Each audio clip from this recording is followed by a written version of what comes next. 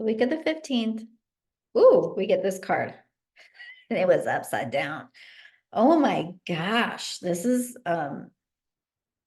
another big card.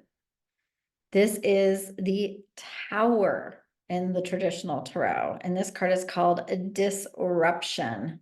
And you can just see this guy, he's getting some soul lessons right now. He is, feeling tied up and bound.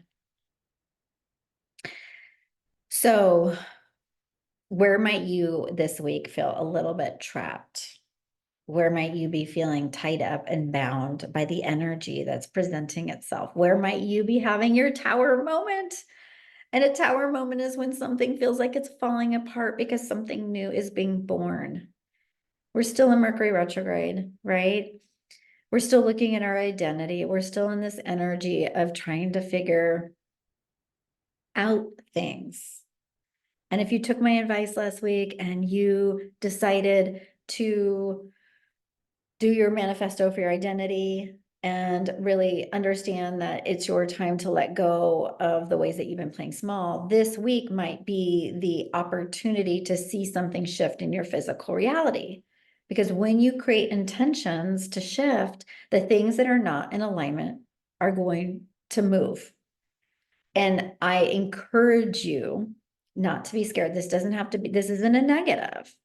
Tower moments actually are the things that like move things around for us. The advice I do want to give you from Spirit on this particular card in this week is that if you are holding on to something for dear life and you're in control, like you're trying to have control, you're like, I'm really uncomfortable right now. I don't feel in control. If that's been your storyline, loosen the F up this week, because I'm telling you, I don't want to, this isn't to make it more challenging than it already might feel for you, but something might be like shifted out of your reality quick. If you are trying to resist change, this is for those of you that are resisting change right now. You might feel like somebody's, taking something kind of like moving it out of your reality. And it's not someone or something, it's just whatever the experience is that's happening in your external reality. And the encouragement I want to give you is if something's shifting out of your reality, it's meant to. It's meant to. So oftentimes I could look back at so many of my tower moments in my life. I remember a tower moment in my 30s where I lost this job where I was a pharmaceutical rep and thought it was like the end all be all. And I was like, oh my gosh, I lose this job. And I couldn't. It was during a recession and I couldn't get back into the job that I wanted.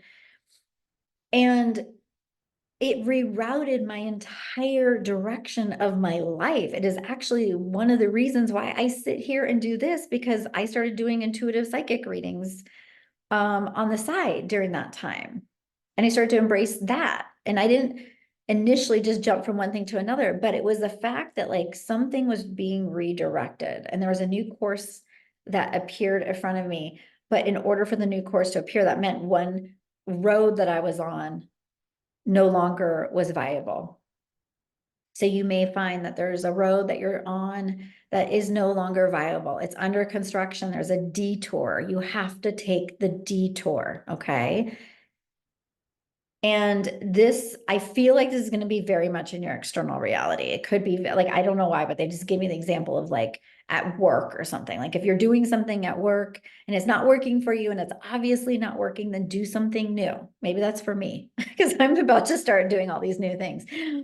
But whatever area it is, if it's your health, like wherever you might feel like you're running into a brick wall, back up and go in a new direction. Okay. 16 is the number of soul lessons. So this is part of it. I really feel like Chiron is still part of this. There's still some energy where you may find that this is happening because you're healing, because this is part of your healing process. And just like I always say this for the tower, it's one of my favorite descriptors for the tower.